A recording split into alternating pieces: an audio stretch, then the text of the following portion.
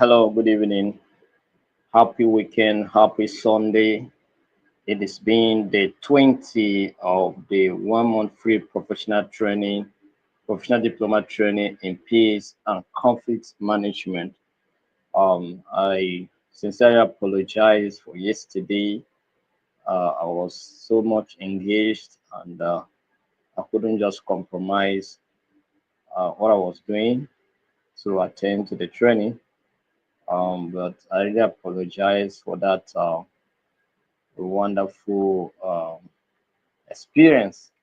So, but I believe that we'll cover it up with the remaining part of the training. I'm sure we'll be able to meet our target for this training. So, I sincerely appreciate all of you for always staying by to connect to the training. And today is going to be the 20 of this training. Um, for those of you that have not gotten your ADR certificate, if in case you participated in the training, you participated in the presentation, and you have not gotten your certificate, let us know. For those of you that also have not gotten your certificate on peace and sustainable development, but you participated in the training, you have written your exams, let us know so that we can assist you to get your certificate, right? And then for those of you that register for professional postgraduate diploma, that is advanced course that you are yet to get your certificate. We're working on it. You'll soon have your certificate. All right.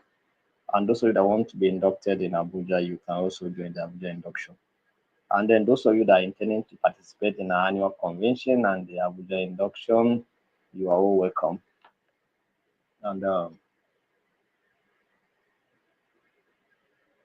and then again, I will say this one now, but I will still say it later. Those that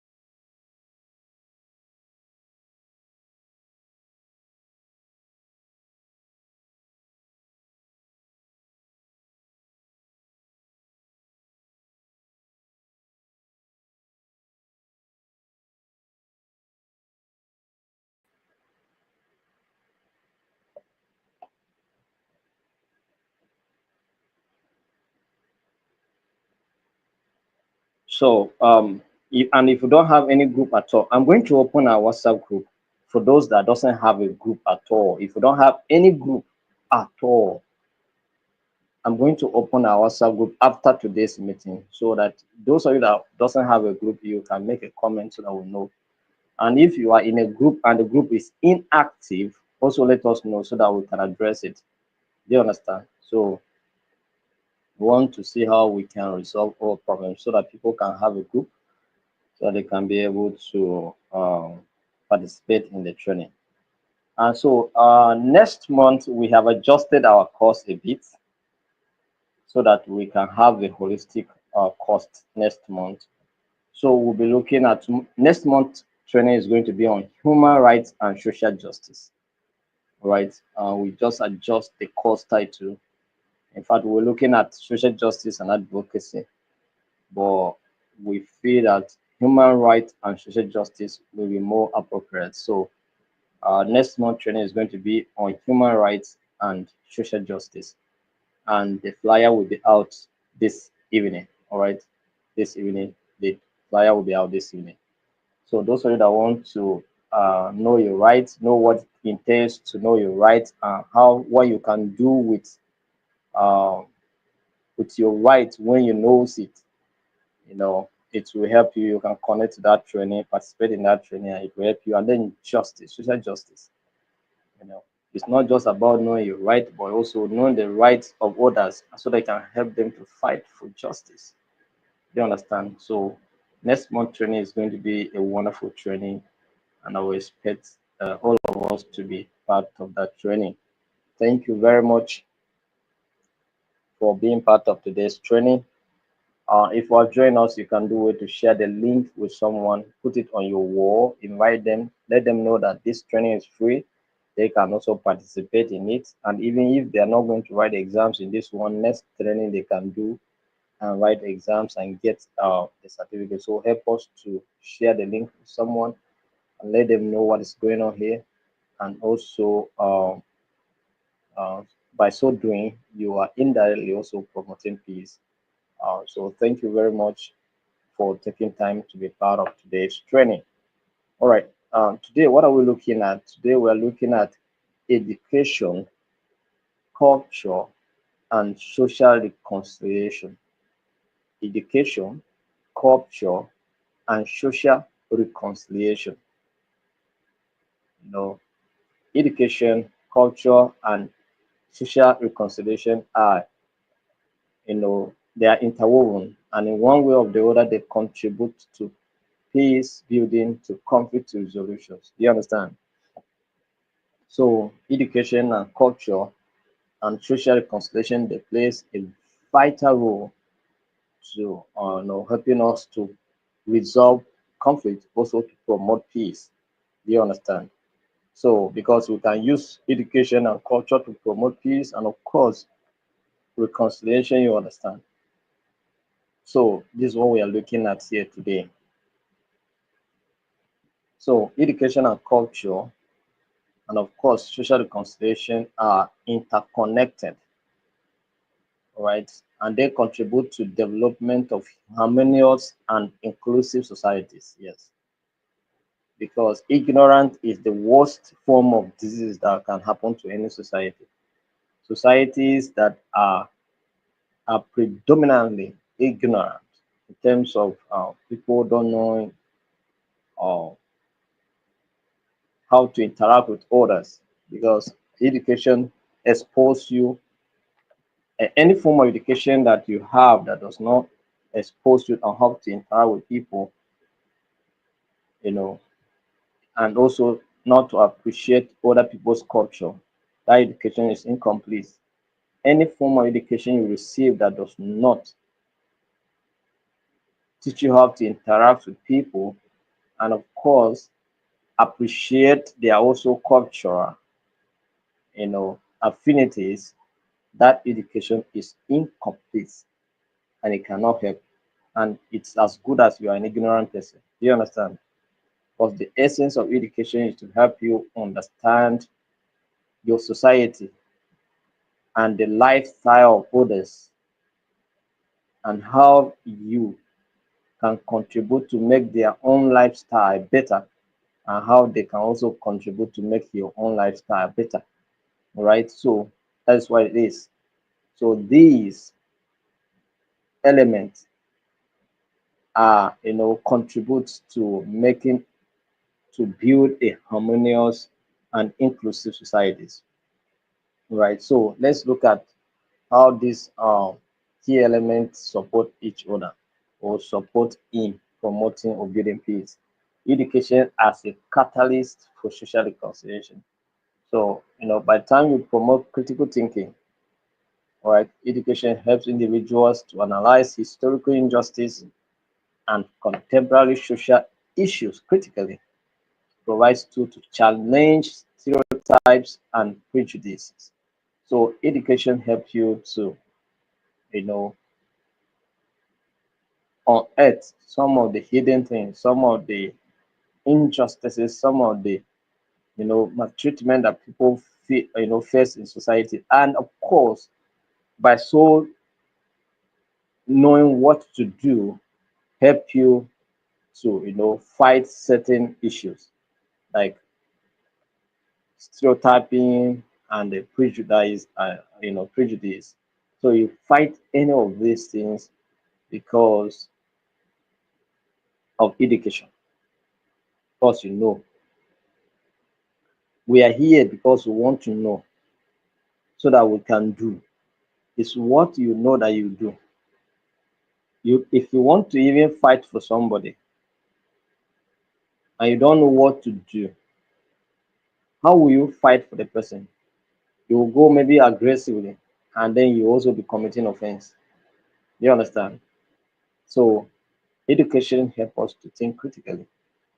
It also fosters empathy and inclusion. It helps us to resolve conflict. It helps us to assess, you know, equal opportunities, provide and assess equal opportunities. Do you understand? So these are the issues. Also, quality education. Do you understand?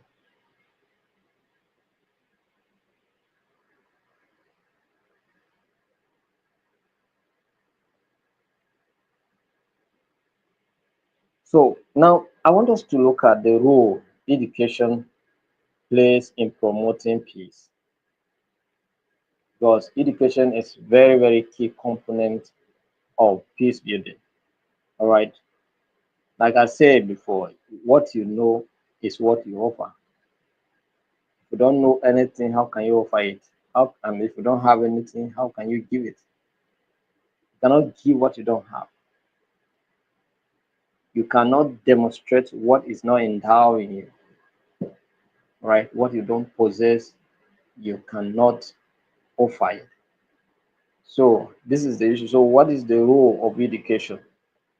Or what role does education plays in promoting peace?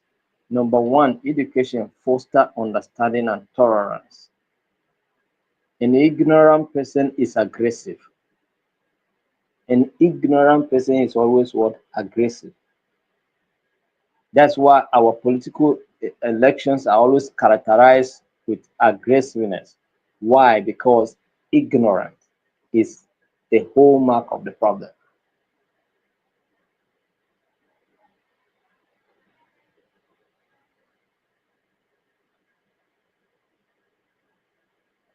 I get the point now. So, but education foster understanding. That is, it helps you to understand someone's viewpoint, appreciate someone's perspective, and reconcile that perspective with your own, and tolerate even if you experience divergent opinions. That is, you tolerate even when someone's opinion goes against your own opinion. Very important, very critical. So, education helps to foster understanding and tolerance. And this entails breaking down prejudices, teaching empathy, promoting intercultural dialogue. You get the point now? So we can interact at whatever level. It doesn't matter your difference. It doesn't matter our differences. I should be able to mingle with anybody. It doesn't matter your belief system. It doesn't matter your culture. It doesn't matter your level of affluence or influence in society. I should be able to interact with you based on the fact that we are all educated. Okay, so we can interact at a certain level.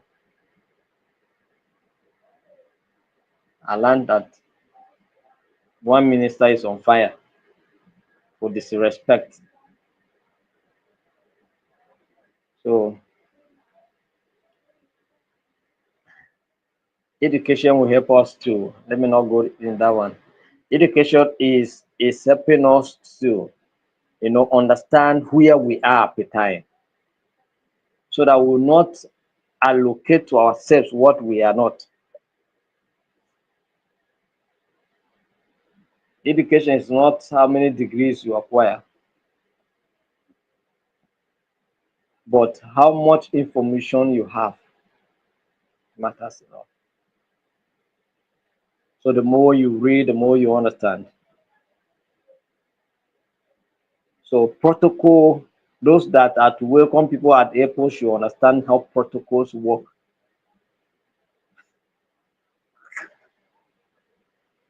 so that you will not be misunderstood, and you know you also not be you know trying to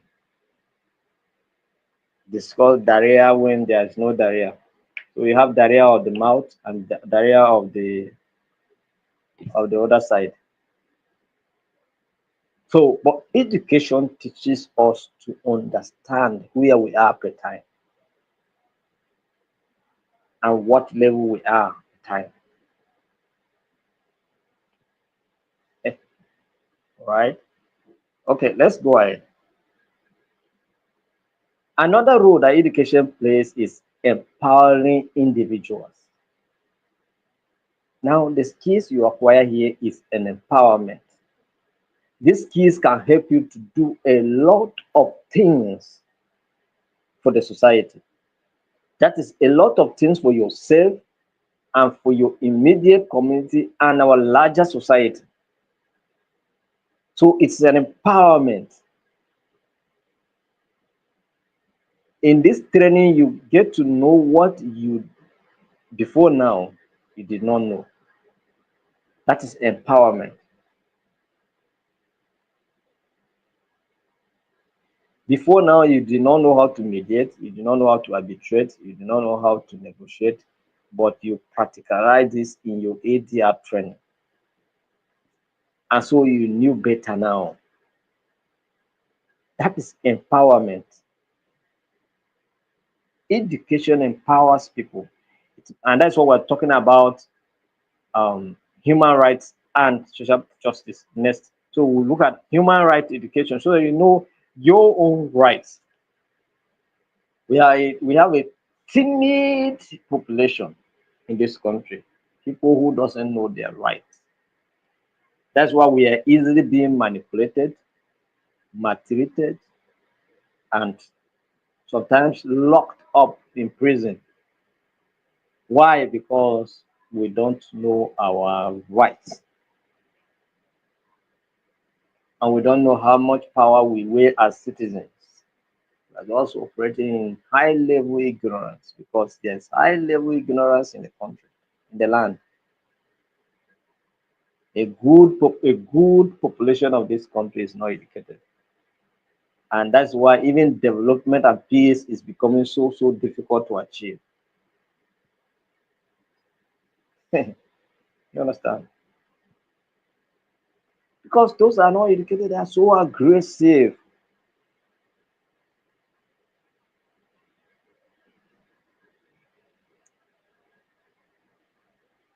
One day I was going to Jabi Market, not Jabi Market, anyway, and Jabi Market, let me say so. Or Jabi Park, towards that Jabi Park. And I was about to turn, and then some guys were crossing the road, going towards the same street that I was about to turn. And then I come close to them, then I match brake and then I stop. And then they were angry. So why are you angry? One, I'm trafficating, I'm going this way, and you are still trying to cross on my front. Instead of you to stay, let me go. You just were walking because they smoke, they went, and I know that they were coming from where they took their weed, and they were just so red with the red eyes, were just you know, and they were angry. And then they were misbehaving, they were just like one even wanted to slap me. I said, who this guy? Me like this. I was with Daniel and Janet. I say, Janet, this peace ambassador, I say I will give her today. Oh. Make her go show body. When I was young, I used to fight. Oh. And now with the do peace ambassador, with the calm down, calm down, calm down, calm down. Even when you are provoked, you calm down. Do you understand? So that is it. Yeah, point now. So empowering individuals. So it empowers you, you know your rights, you know. But what am I saying? This those two guys, they misbehaved, but they didn't know that they misbehaved. They were still claiming their rights. Whereas I was taught in the primary school that if we are crossing the road, you should check this side and check this side before you cross. You understand? So where were they looking when I was coming? You understand? So these are the issues. And they were angry instead of even apologizing.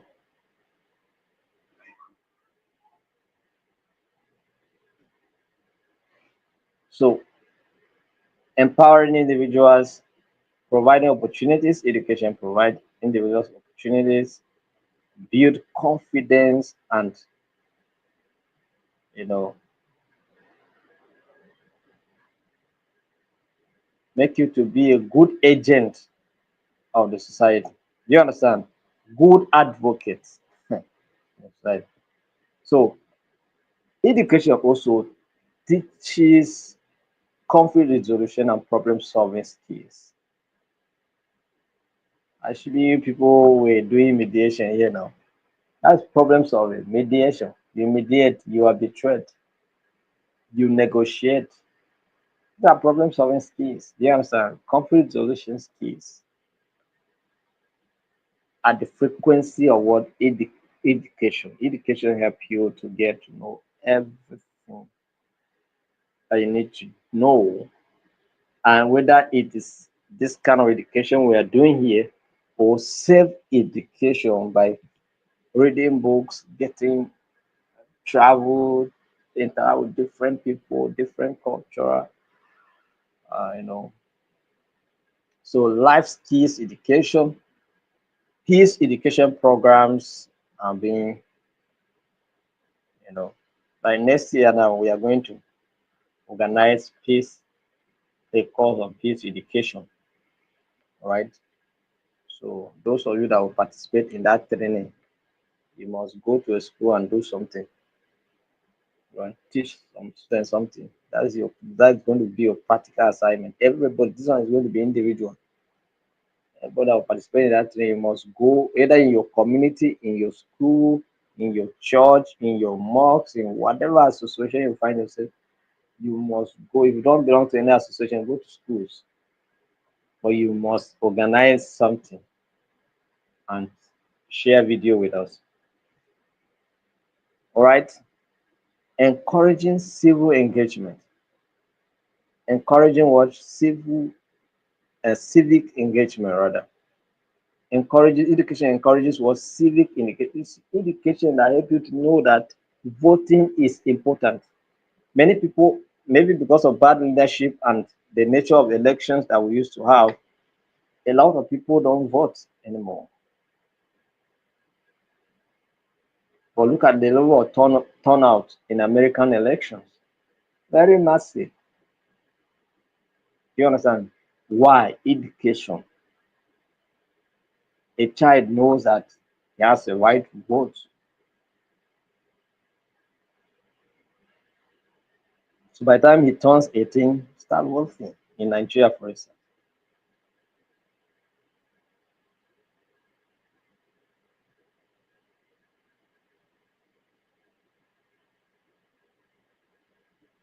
So that's it.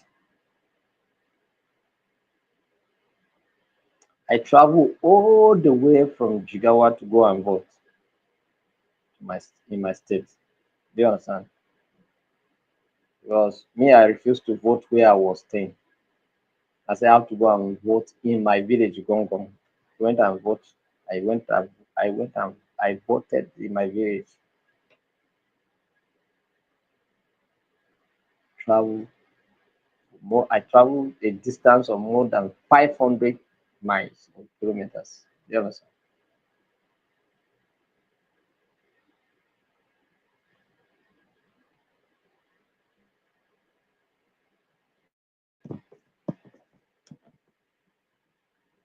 Civic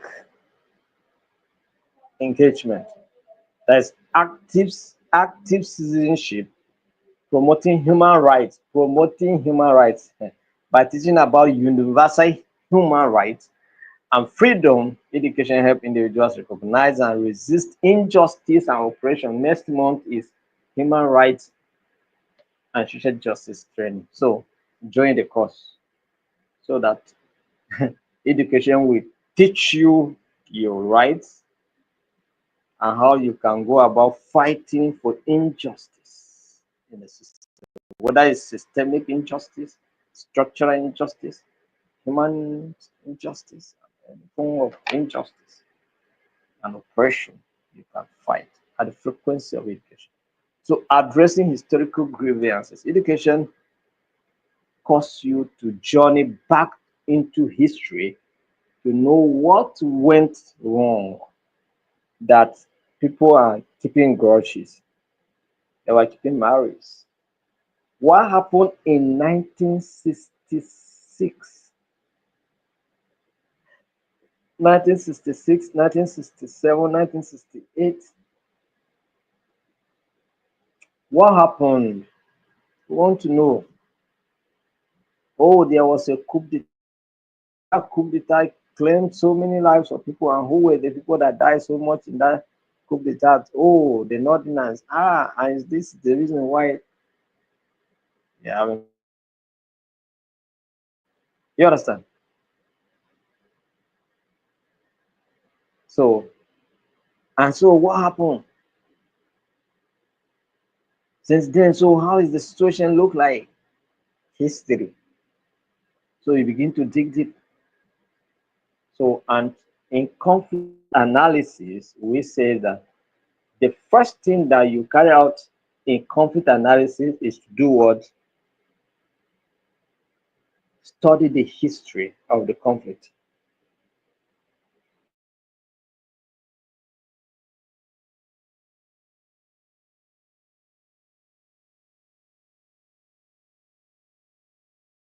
History of the conflict. So that you understand the events that has happened over.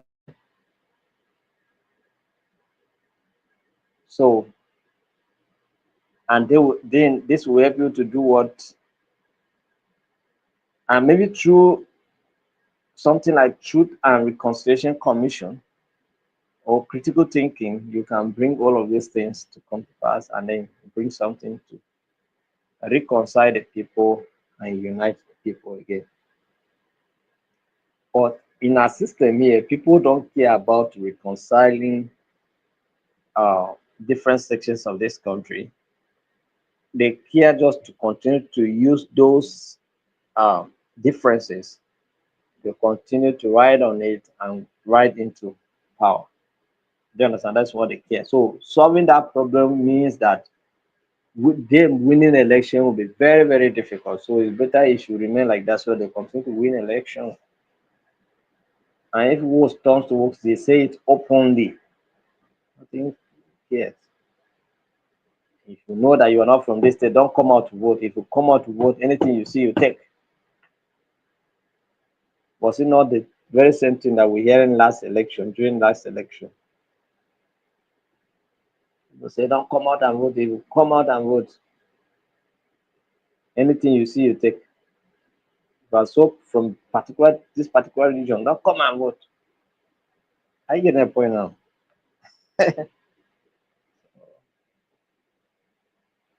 Reducing poverty and inequality. Education help individuals to get out of poverty.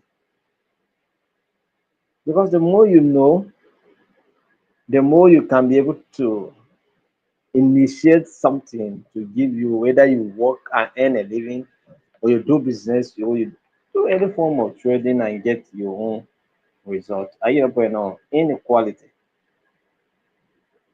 Help you to solve. My wife studied geography, but she does importation now. Do you understand? She's not doing geography. It's not geography. She's not working with the Nigerian NIMET or that's NIMET, Nigerian Meteorological Agency or whatever. She's not working with them. She's working as a businesswoman, doing her business, importing things from China to say in Nigeria. You understand? at the frequency of understanding how to do it. But so education help you get out of poverty and face your life. Do you understand? Reduce inequality. Do you understand? So that is it.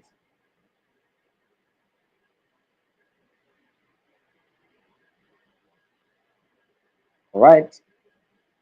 So empowering women and girls.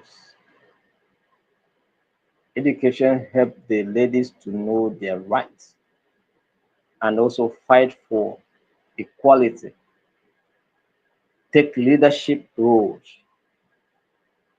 That's why we have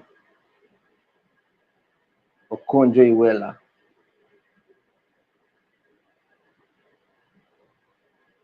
doing massive things there, serving at the highest capacity level. That's why we have the Amina Mohammed, the Nigerian ambassador to the United Nations, doing great things there. Assuming she was given into marriage and forget about education and then forget about everything. How can she be an ambassador to the United Nations? It's not possible. You get a point now. Education, very very. Yeah, take leadership. See our Minister of Foreign Affairs State, Bianca Ojukwu, woman. Better Foundation didn't do well, but uh, the better it do have been a better foundation. If we know better, better education, better but education no enter, better it.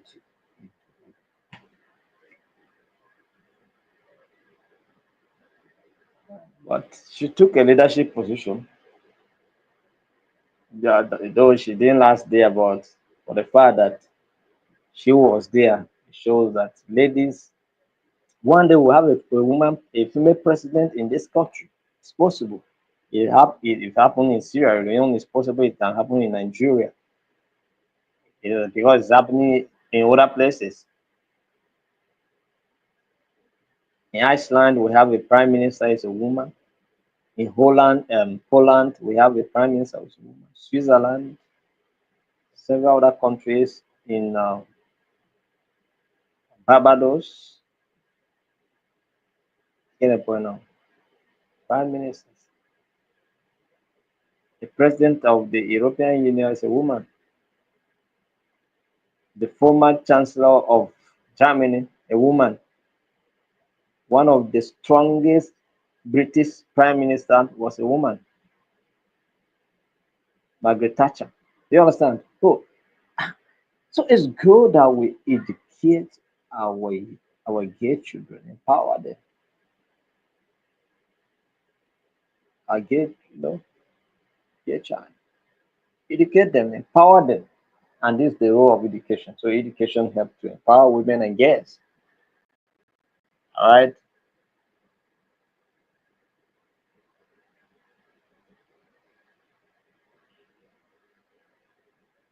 Let's look at some cultural initiatives. We're talking about culture, education, culture, and social reconciliation. So let's look at some of the cultural initiatives, right, for reconciliation.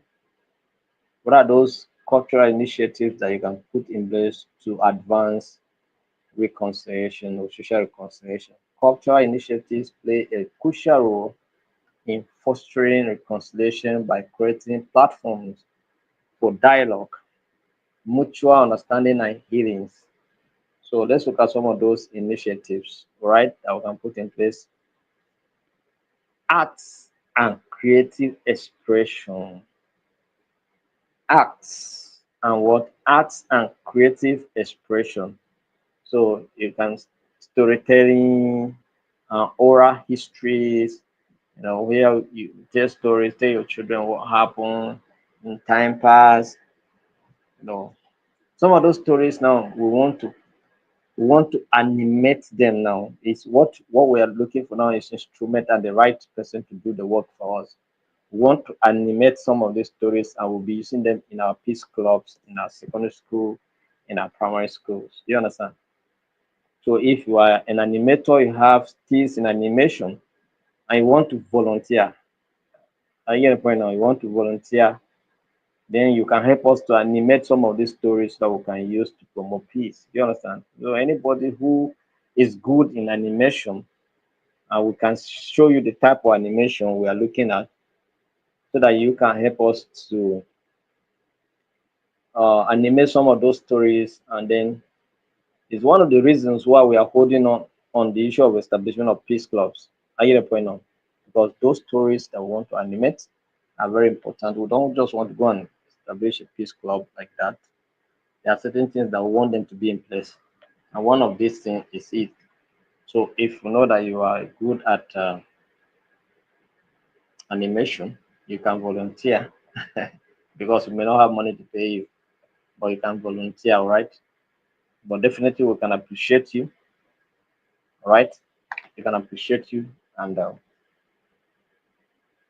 that you can animate them for us, and then so in a way you also be promoting peace. So know that you are impacting your society positively. Maybe by doing so, maybe one day you can get you contract, get jobs that will pay you in millions, in billions. All right, but maybe you can start volunteering for now until that opportunity comes. I get a point now. So that's why it is. So if you are good at animation, please let us know. You can reach out to me directly on 08077987757, and then we will talk better on the issue. Thank you very much. And if you know someone that does animation very well and is willing to volunteer to do it for us, we appreciate it. All right. So arts and creative expression, storytelling and histories, all right, sharing personal and community narratives helps humanize historical conflict and build empathy. That's why we need to tell our stories of what happened, the civil war that happened in Nigeria, the religious wars that happened in Nigeria, the political wars that happen in Nigeria. We must craft them in stories and tell our children so that when they grow up, they will avoid that part, the part of religious conflict, the part of civil war, the part of the path of what? The path of political crisis, so that they can seek power without killing anybody, without causing conflict, without using religious factors to rise to power, without using tribalism to rise to power. Do you understand? So we need to craft some of these stories and tell some of these stories so that people can know and avoid them.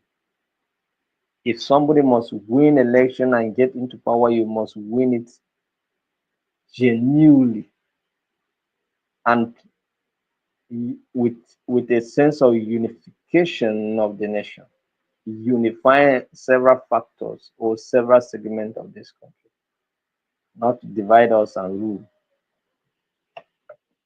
So arts and creative expression help to tell the stories, all right? Truth telling initiatives like Truth and Reconciliation Commission testimonies in South Africa provide space for shared healings. People should start sharing your testimonies so for this training. Start doing videos and sending to us. Tell us what you then tell us what you know. All right, very important. So theater and drama. Theater and drama, those of you that study theater arts, you use some of these things to dramatize some of these issues, all right? And that's why we introduce films. We are doing films, right? I think today we release another film as well. So but we hope to do the next one. We are about to start. We also soon start releasing some videos before this year ends. It's a series. The series is going to be very, very long because it has to do with service, civil service, public service, and a lot of things that happen behind in the public service or in the private service. I get a point now. So we're going to be acting those stories that happen behind the scene. All right. So just be on the watch out to see some of those stories. That's what we're doing now. Theater and drama used to promote peace, all right, and resolve conflict. Visual arts, public murals, paintings, and installations can help to festivals and cultural exchange. You know, the New Yam festivals are opportunities to unite people. Do you understand? The Aragungu fishing, uh, how do you call it? Fishing competition or whatever. Is these are cultural activities to unite the people. Do you understand? Very important. So intercultural festivals, events celebrating diverse traditions should be encouraged. We have the Nigerian Arts and Culture Council, whatever. Used to do some kind of competition and all of that. It's good. Cultural dialogue programs, international exchanges, and workshops allow participants to experience and learn about different cultures, reducing stereotyping.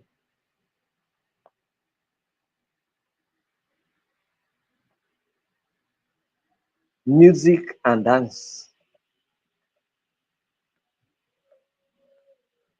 So, those of you that love music, I can dance. I love music. I can dance. Hmm. I don't just want to be a TikTok sensational dancer. I don't want to, but maybe I may. All right. So, you want to watch my dancing steps? Go and follow me on TikTok. Go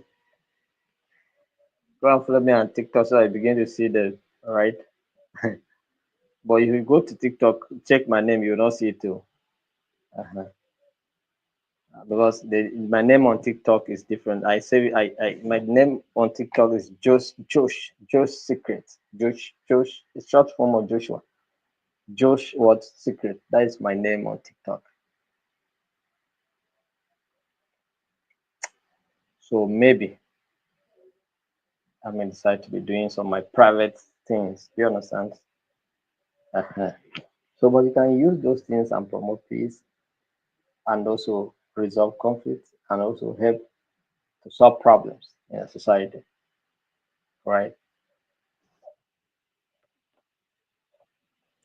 Museums and memorials, all of those things, build monuments to have a collections of some of the things that unite you as a people and store them there. People can go to museums, go and watch and even pay general revenue as well. Literature and media, books and poetry, films and documentations. All of these help to tell stories. All right.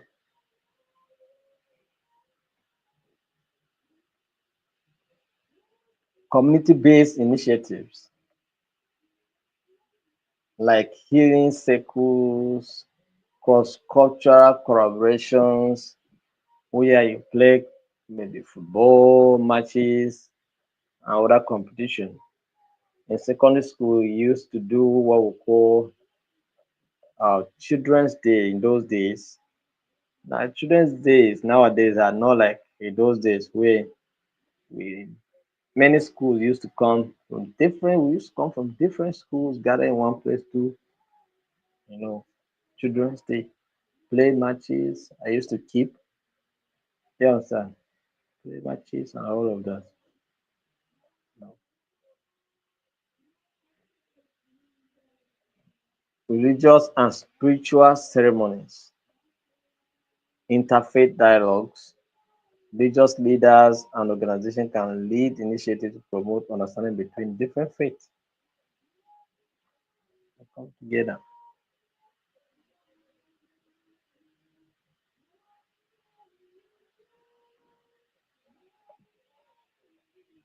Instead of dividing ourselves on religious lines, we can unite ourselves. Our leaders can start and rituals for healings.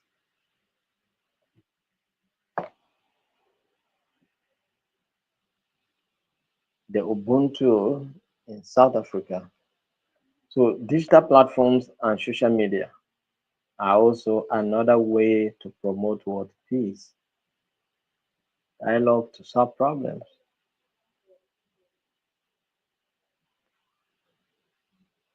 Visual storytellings, online platforms allow individuals from different communities to share their experiences and build connections globally.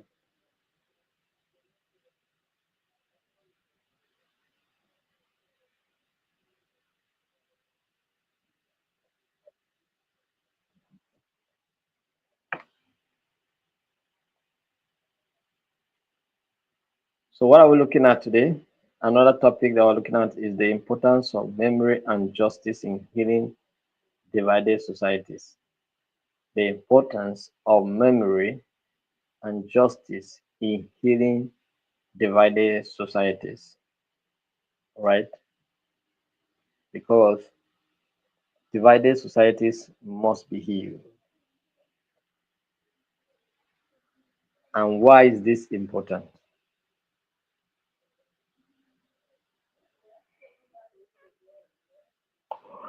Why is this important?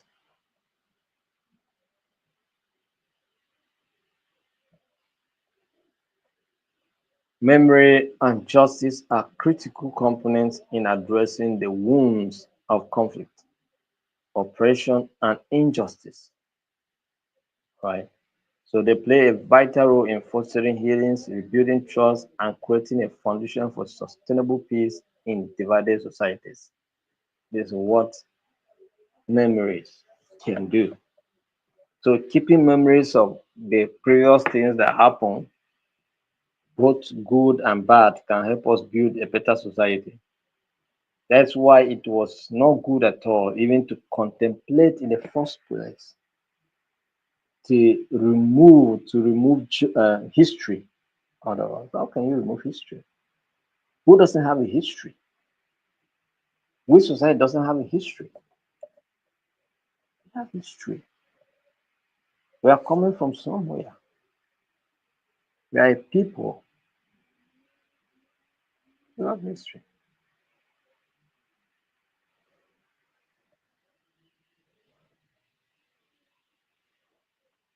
So, how does this contribute to the process of reconciliation and recovery? One, memory, preserving the past for collective healings. Preserve the past, right?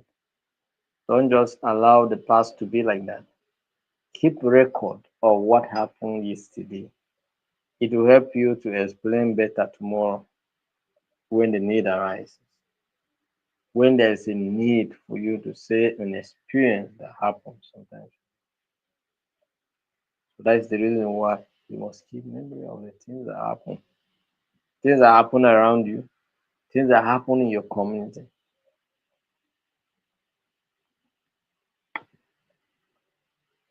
So memory serves as a bridge between the past and the future.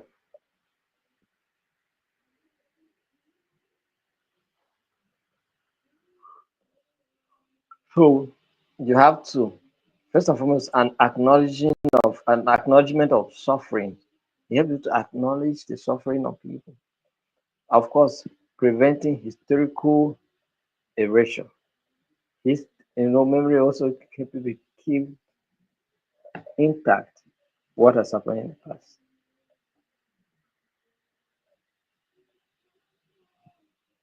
That's why an attempt to remove history in our school was an attempt to remove our past. We want to hide our past. No one able to know. Building empathy.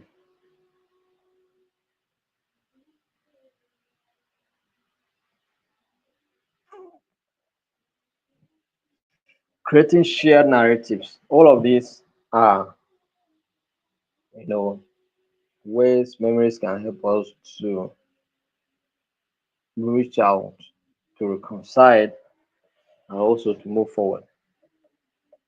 Number two is justice, justice, addressing grievances and restoring trust. So when people face injustice, what do you do? What do you do? When people are aggrieved, when people are keeping malice, give them justice. Justice ensures accountability for past wrongs and provide a foundation for rebuilding trust in institutions and between communities.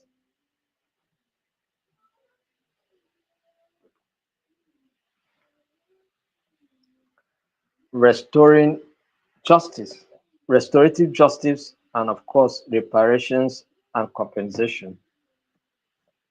And then the rule of law are some of the things that will consider under justice, addressing grievances and restoring trust.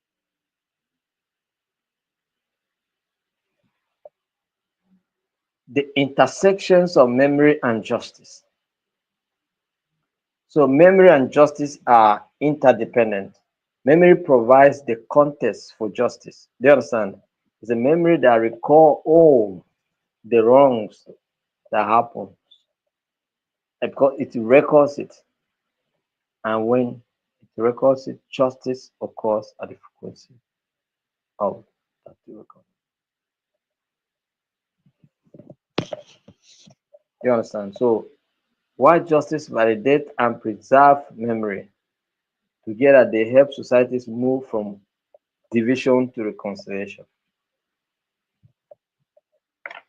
So we have to deploy them, both of them, to help us solve problem of society. Truth commission and educational initiatives can help. Challenges in balancing memory and justice. It's not easy to balance memory and justice because sometimes some of the issues that we experience, we just forget about them. It's as good as somebody dream in the night and woke up, he doesn't know the answer, doesn't even know how to explain it.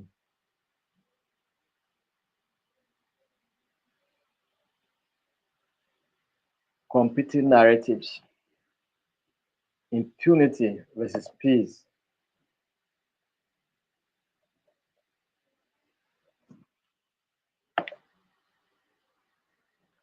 benefits of emphasizing memory and justice. What are the benefits of emphasizing justice and memory? Promotes healings and closure, strengthens social cohesion, prevent future conflicts.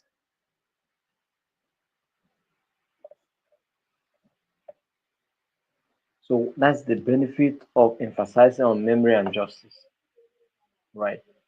They help you to heal, all right? Even if it's a group conflict, they help you to heal quickly and move forward.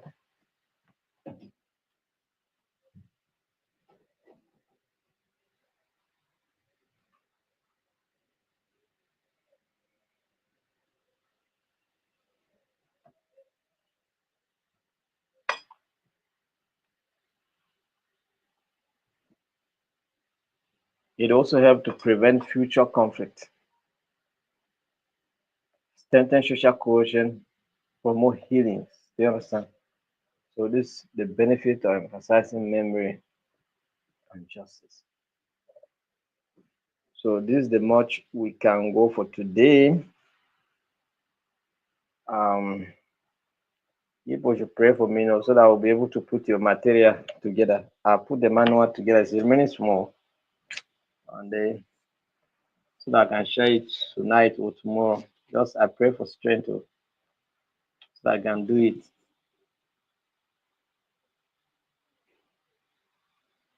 So now we have a good number of people joining us here.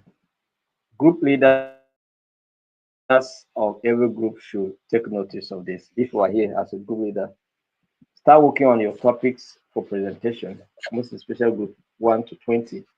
Next week, we'll try to see how we can do some presentations. Do you understand? So work on your case study, work on your scenario case study, prepare your presentation so that you can present it by next week. If you don't have any group, you don't belong to any group, I'm going to open a WhatsApp group so that you let us know that you don't have any group that you can join and be part of the presentation. Do you understand? And if you are in a group and your group leader is not active, let us know and send me their number so that I will chat them and ask them the reason why they are inactive, why their group is not functioning, right? Because now they have topics, they should be functioning. You understand? So we can have a presentation, so we can learn what we need to do and start having a presentation. All right. So I think this is the much we can take today. We will see you tomorrow by 7 p.m. Next week is our convention. So by next week, Saturday, let's see how things will go on Friday. On that Saturday, I'll let you know if we are going to have training or not. But I think we have 2 more modules to do before the month ends. So let's see how it goes.